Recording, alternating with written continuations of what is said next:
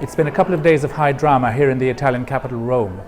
On Sunday there was a referendum on changing the constitution, which was comprehensively rejected by voters. That led to the resignation of the Prime Minister, Matteo Renzi, and threw the entire political establishment into a kind of a crisis.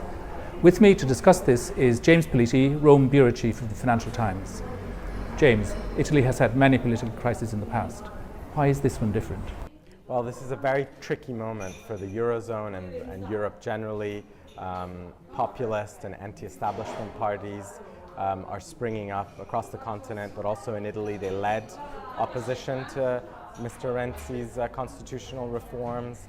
And on top of that, there is a concern about the reformist agenda and the fate of the reformist agenda introduced by Matteo Renzi, and there are short-term worries in the markets as well.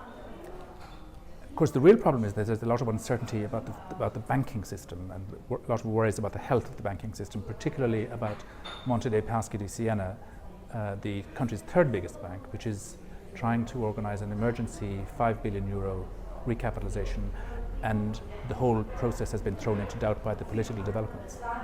In many ways, the private recapitalization of Monte dei Paschi hinged on a yes vote in favor of Mr. Renzi's reforms. That didn't happen. At the finance ministry here, they're still hoping that they can eke out that private recapitalization plan, but there is a growing expectation that, in fact, the Italian government will have to put in some public money to help save the bank. In the current situation, is a bailout even feasible politically?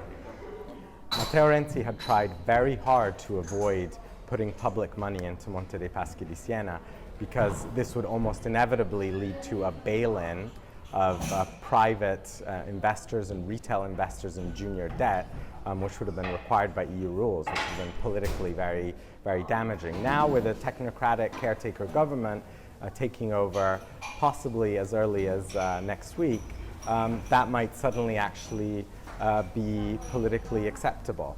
And a cleanup of Monte dei Paschi is sort of on the horizon now. Of course, one of the problems is that the Italian political establishment has been ducking the banking problem for many, many years since the outbreak of the whole Eurozone crisis. Is now the crunch moment for the Italian banks?